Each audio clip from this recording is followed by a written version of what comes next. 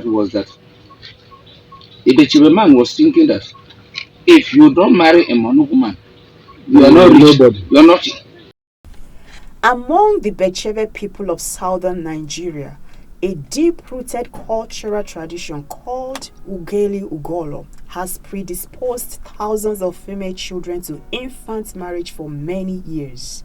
Becheve is made up of about 40 villages on both sides of the border between Nigeria and Cameroon in Cross River State, with a population of about 60,000 people. The woman tradition involves infant marriage and use of female children for repayment of debts owed by their parents or as a return for favors done to their fathers. Most times, the children are given out before they are born, and from the age of 9, they are taken from their parents and given as wives to the men that bought them. The objects for which the girls are sold range from a piece of land, goats, bicycle, yam, or a few bottles of beer. The cost of some of these items for which the girl child is exchanged for could sometimes be as low as 5,000 naira. Families of both parties enter an oath that makes it impossible for the money woman to leave the family she is sold to, no matter the form of sexual and gender-based violence she experiences.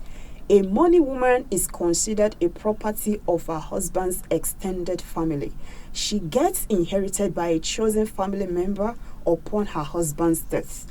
In most cases, the inheritors of money women force them into prostitution and use them as sex slaves. Well done. Thank you. But behind this haunting practice lies the story of resilience and survival. This is the story of their relentless fight for justice and empowerment.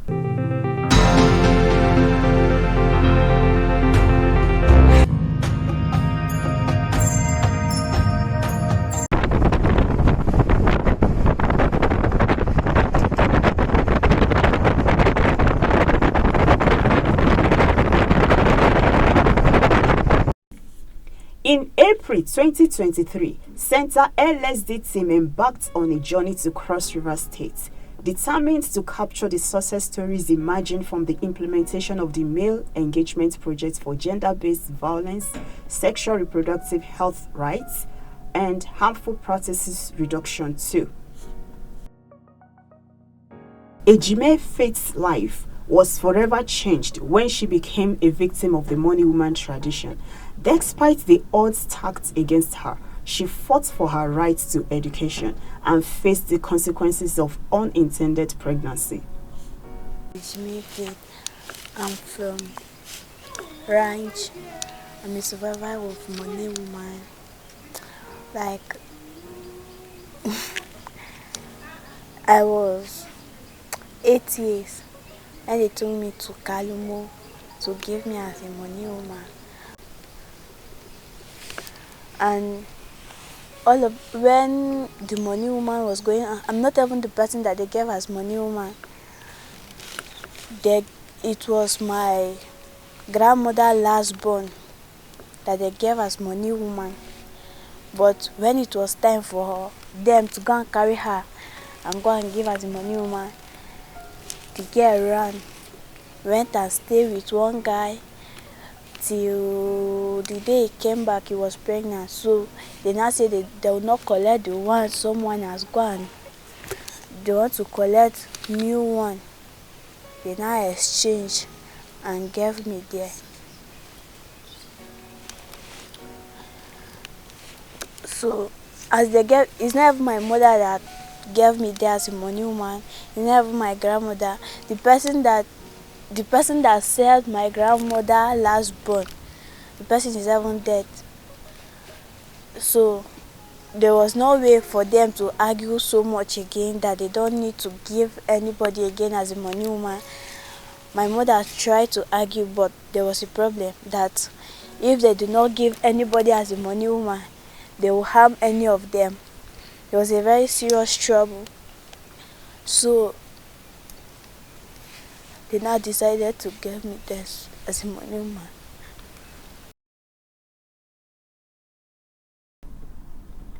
Uchua Rose, a survivor of money woman marriage, was married off at the age of 15 to settle her family's debts.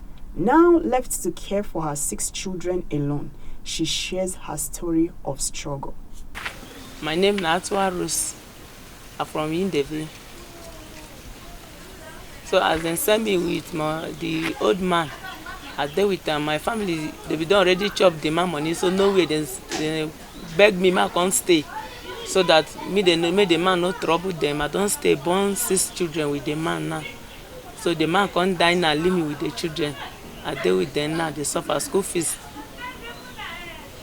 At times, if I get banana I sell before I pay them school fees, some even the house where they need to go school. Then they there for house, nobody to support. I dey in house now.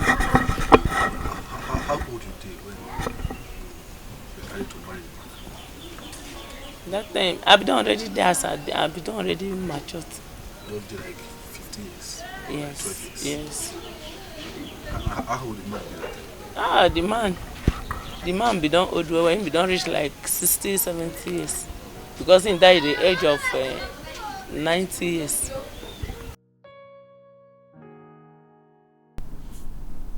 Sold at the age of 5, Aji Emelda's life was marked by years of captivity in a money woman marriage, enduring abuse and neglect. Her escape from the oppressive union brought her newfound freedom and the desire for a life filled with dignity and respect.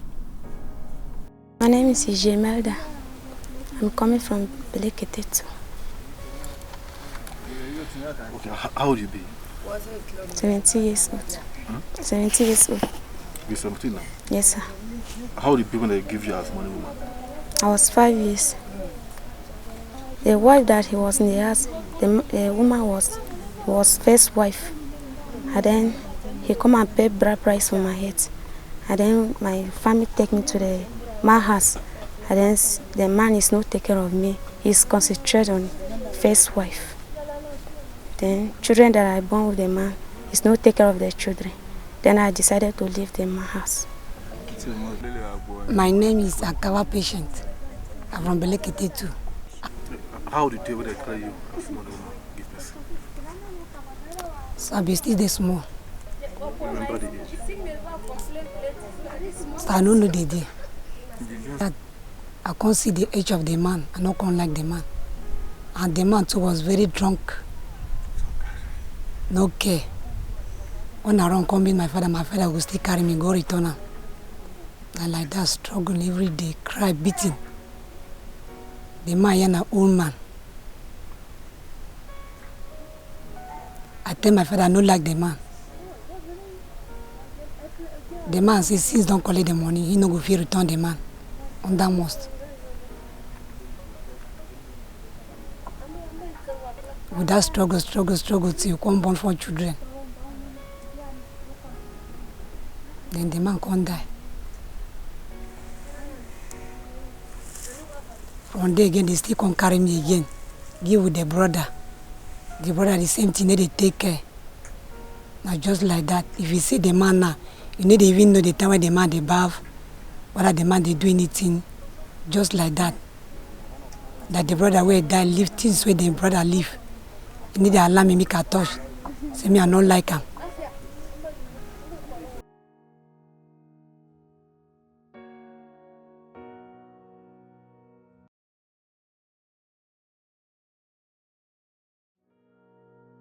By name Egunu Sunday, an indigenous of Becheve community. I'm a community leader of Becheve community. I look at this system of marriage. I call it so barbaric. When I came up, I was able to hear this type of marriage, and I now discovered that there was a lot of issues on this marriage, because where it came to my knowledge is where one of my junior sister was tortured, and when I asked, they said they want to hand over the girl to the husband. And I said, which of the husband? They now said the husband she was given for marriage when the girl was still in the stomach when they immediately conceived again, they say if my mother born a female child, then they will not hand over the girl child to the man. So they collected some money from that man. So they were beating that girl, and that is how the thing continued. The thing continued that to various communities. And I see, this thing is so bad. This issue of a money woman issue or child marriage came in existence as a result of poverty. You know, the people in the community started this mortgaging their daughters for marriage as a result of poverty. If any man that is poor or the family that is poor and they want to do something, maybe burial arrangement or anything, they will not say bring goat or bring pig. Once they give pig, they start to monetize it. As they monetize the pig, maybe they may say a pig, maybe 20 naira, 30 naira, or at that time they will not have money. And that's why they will continue to give. Gradually, this one will be given maybe jerrycans of oil, they will be counting, they will now put a diary book, that's how they will be counting. As they are giving all those things, at times they will bring his animal or dry meat like that, they are counting. At times fish, they are counting. After some time, they will now say, okay, the man will now come and say, I have given my things enough, I need my wife. They will now carry the girl child now to the man and hand over. So they will now hand over the child. And if you look at the situation now, you see it's an old man, because a young boy cannot have access with this money to have pig, all these things, to begin to give the other family. So it should be somebody who is an elderly person that can be able to have all those small resources that will have access to this kind of marriage. And that is how you see that people who are into this marriage at the age of 50 and above. And immediately when these things happen, you discover that we give marriage maybe 2-3 years, the man will die. Issues will arise. And for that girl to be able to marry to the next person is safe. The family of that man will now come and meet the girl's parent to see how to refund back whatever thing they have collected. If you don't refund back, if that girl goes for marriage forcefully, the girl will die. I will first of all introduce myself. My name is Ayawa Linus. I'm the youth president of Yindeve community. And, so all the women that are sitting here are the money women that are in my community. So you see, this issue of money woman started in the ancient time of our parents, and even me myself, I'm a money woman child, which my mother was sold to my father as little as she was. My mother was sold at 8 years to my father, and that was then when my father was already married to the other woman, which we call Uchua in our language. So before my mother grows up to the matured woman, for my father to go in contact with her, he was already an old man to an age.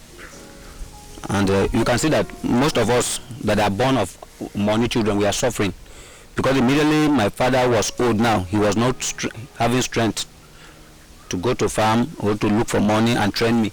But you can see my elder brothers who were married directly, they are now graduates. But me, that I was a money child, I could not even go to school. My name is Magdalene Esang. I'm from Becheve, in Obanliku Local Government of Cross River State. I'm from Kigo community. My dad and my mom, they are not money women children. So though it has affected me indirectly as a person, because my grandparents refused to train my parents. They were saving their wealth or money for the money woman. But it's very expensive to get a money woman in my community here. You have to give them so much before you can acquire that property. According to them, it's their property. So that also affected my parents. My grandparents couldn't train my parents. They couldn't send them to school. They couldn't cater for them. So that affected them. They are not educated, and has also affected me as a person, because if my dad was educated or my mom was educated, I don't think I'll be here. On September 17, 2020, a historic announcement was made by the Paramount Ruler of Obanliku Local Government and the clan head of Becheve community. He declared an end to the money woman custom with the support of the European Union and UN Women under the Spotlight Initiative. On May 25, 2021, His Royal Majesty Uchua Amos was honored as the he-for-she male gender champion by the UN Women for his tireless efforts in abolishing child marriage and the money woman tradition in Becheve community. My name's His Royal Majesty Ambassador Dr. Uchua Amos Uyumulam JP, Paramount Ruler of Obanliku Local Government Area across the state. Like I earlier said, this program is a welcome program, and everybody within Obanliku particularly, we are very, very impressed with the developments that are here. Like I told you the other time, that bylaws are already made prohibiting early child marriage, particularly that of a money woman of a thing.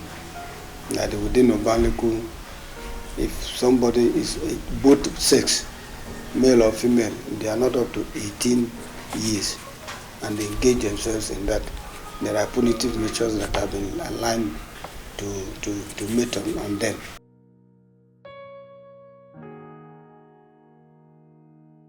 My name is Israel Amos Onum, one of Becheve. Sunday. Yeah, project has made a lot of changes in this community, because there were a lot of things we were facing in this community, issue of money woman, because we were doing it as an ignorance. We didn't know exactly what was on. But after that, when all this law came out now, we have been able to understand what we were doing that we didn't know. Because now we are being guided by the law. Especially the last town hall meeting you had with the youth. The youth now has taken it as a campaign. And when we came to Abuja, at Enugu, we have met with some other chiefs, which now we have changed our phones, and we are making calls, and we are knowing the difference in Ebonyi and in Lagos and the rest. And so at least that one has brought at least a very big enlightenment for the community too, because since we are getting all this communication, we learn what other people have been doing. We know that African tradition, as some people say that my own tradition is not like that. My own tradition, the African tradition was one. It's just now because we call ourselves we are the last motto.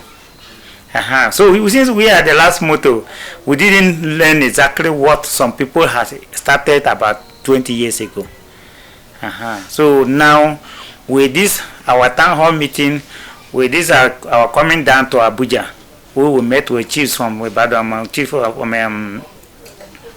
Ebonyi and Lagos. So we have learned a lot. And the law too that was read there. So we have learned a lot, and we're only looking forward. And like I call one of them and we're saying that okay, now we have put it even in prayer that this organization should continue.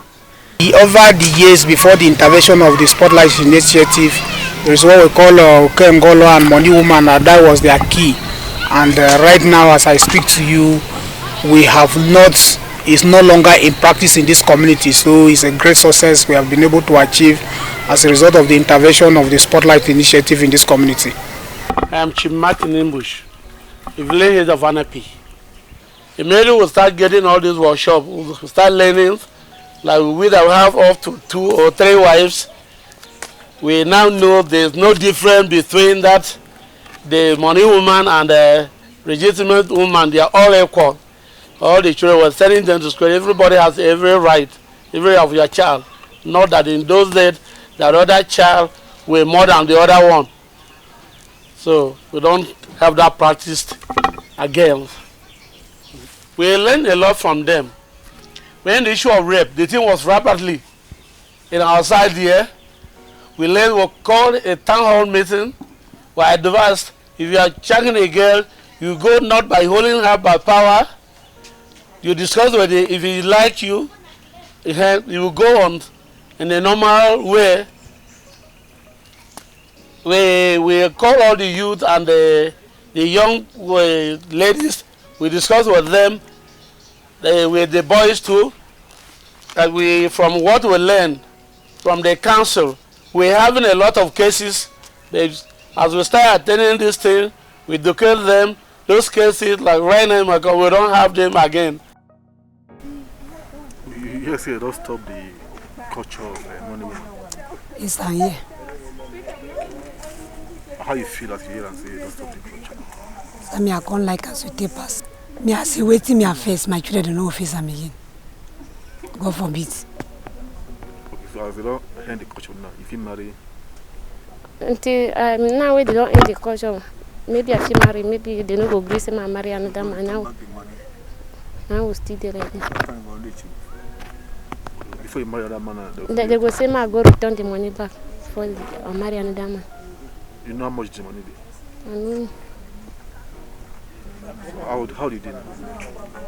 How 23.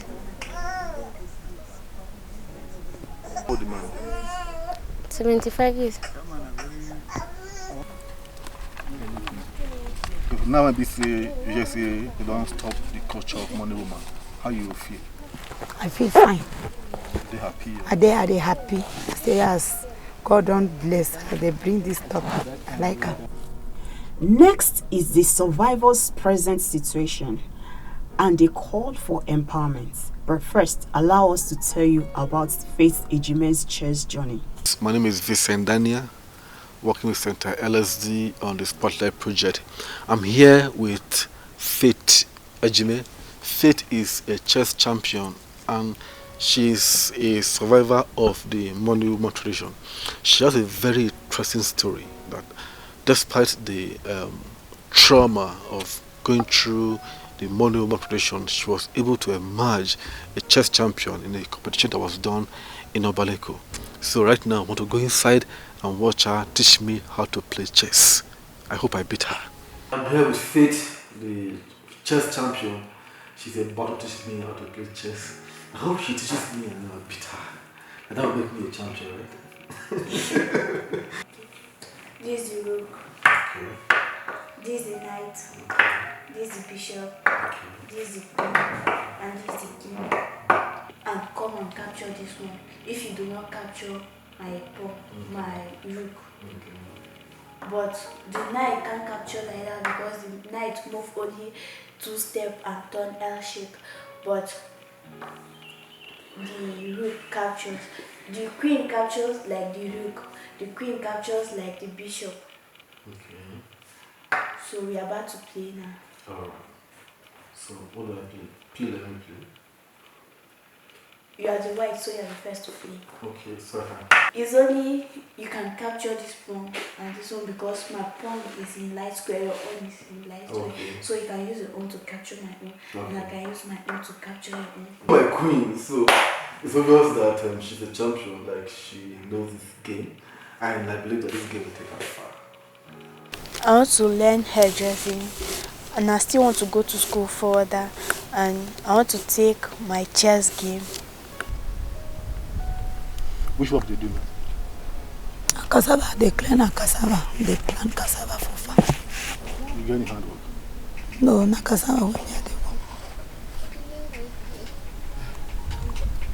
Which kind of support you need if we want to support you? Support.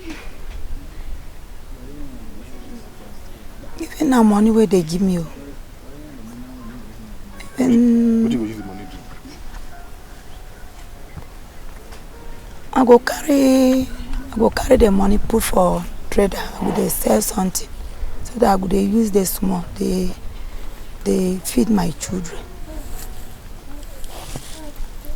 So how do you take care of your 5 children now? I know they do work. Or they go far? Yeah. Eunice, you get any hard work? No, sir. So if we want to support you now, which kind of support you need? Yes. It's like business. Okay, like which kind of business do you mind?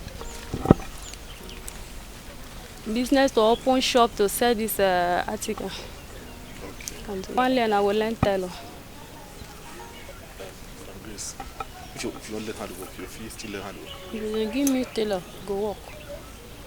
As a project officer, we experimented with community approach, an approach in engaging a community to change norms and culture by engaging every active stakeholder in the community.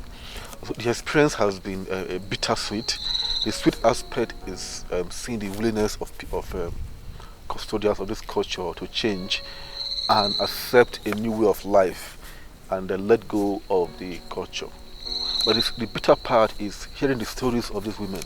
Stories of women who have spent their entire lives as slaves in their, I don't even know if to call them husbands or their captors. So imagine a woman, a child that starts from 8 years old living with a man that considers her a property. That you can beat her, you can kill her, nothing will happen because she's your property. And then you expose her to sex and everything that comes with it at such a young age. So you see lives that have been, I don't want to say damaged, but lives that have, what is the word? Damage as a result of this culture. When you hear their stories, it touches you, it breaks your heart. And hear from the children of those mother women who have to start struggling for their lives, start fighting for their lives practically from the day they are born, because they are born with no opportunities, no access to opportunities, nothing to prepare them for what life has to offer, or for self-resilience in life, to start fighting, start struggling from day one until they grow old. So you see suffering of poverty in a new dimension, and that kind of, it's heartbreaking, but it's also empowering for us to make sure we don't stop and make sure we reach everybody that has to be reached, and make sure we even risk our comfort in our lives to go to the hither part of the local government to make sure the message gets to those in the interior villages. Out of school children or children who are not in school, they are numerous as a result of this marriage. If you can see, if you go to that community and ask, majority of the children who are not in school is because of this marriage. If people were involved, say, from this kind of marriage. So if opportunity comes and they want to do, one of the things I would like is to see how to empower the mothers, because mostly it's the mothers that they are actively involved. The mothers are actively involved because their husbands, some have died, some have, they don't even care, it's not their own responsibility. The responsibility is probably their wife. So if you can engage them on some vocational jobs like that, at least to be very okay. And to see a way of how from there at least you can help them to train their children. Because of the program is short. By the time you want to send a child, or if by way of scholarship, it will be better. Because actually as I'm here, I have a nursery and primary school in that same community because of this. Because if you go there, the enrollment there is children of less privilege. It's just a kind of a charity organization. Less privileged, they are attending the schools. The only thing you do, you sew the uniform and they'll go to school. So these are the issues I'm trying to handle, so that in future we should not have issues. So by the time you see, and you can be able to empower the parents to be better, or you give them scholarship, or you give some of the children who are not in school, they can give them art for handwork. You see, they can learn 1 or 2 skills to help them, because some of them are grown up. To start primary school again, they can't be able to go back to primary schools. So the only way to do is to see how you can engage them any of this skill work. So at least to help them. We need to be reminding ourselves every now and then, preaching, talking, and then sharing ideas before process sustainability. Yes, so it has to be there. We have to be doing it every now and then. From time to time, we need to call ourselves to a town hall meeting, tell ourselves, then find out, like we are talking now, what progress are we doing, what is happening, what are the challenges, what are we facing. So we have to do that in order to sustain it from time to time. Then those who were already involved in this money woman of a thing and want to come out, the man involved may like to have what he paid as bride price, which sometimes runs into so many hundreds of millions. Thousands. And maybe the girl child and his family may not have the ability to be able to pay that. And which means if you cannot pay, the girl cannot come out. So we are pleading with the UN that if they can assist in situations like that, it will be better for us so that we remove those who are willing to come out. Because we have already told them, those who are already there and they are comfortable, they can continue. But those who are there and they are not comfortable, let them come back. And if they have to come back, they have to refund to the man whatever the man spent as a bride price. The door has been opened. It says that the culture has been abolished, and everybody in the community, from the chiefs to the youths to the women, the message has spread around. One of the women who spoke with said she had it on radio that this culture has been abolished. Well, that is the first steps, because the residual impact of that culture still lives with the people. The money women survivors, they need support to be reintegrated back to the society. Those who have large families need support to be able to fend for their families and send those children to school. And they have large families usually. You see a girl, a woman of like 28 having 7 to 8 children. The others being like 8. And it's only her because the husbands are dead and there's nobody in the family that is starting to take care of those children. So they need to be empowered with vocational skills. Those who are farming, they need access roads to create access to be able to take the produce that their farm produce to the market. And here they have very good farm produce. They have banana, very good banana. They have honey. They have red oil. They have cassava, agari, cassava, very good farm produce. That if they are able to take those produce to a good market, they will make money. They will earn good income to take care of themselves. So we are appealing to the government to come to the aid of these people, to create roads, to create health centers, to create schools in rural locations. And then for our international partners like the European Union, the Ford Foundation, UN Women, Plan International, we are appealing to them that we have deployed an approach that works here, that we should be supported to support these women, ensure that the law is implemented, the law that they pass is implemented, and that the women are supported with vocational skills, with funding to start their lives again, and that we replicate this approach in other parts of Nigeria that have similar issues of child marriage. While the practice has been abolished and no longer practiced in most parts of Becheve, empowering the survivors financially and offering support will pave the way for a bright future, breaking the chains of harmful tradition and ensuring that no child faces the horrors of money woman marriage again.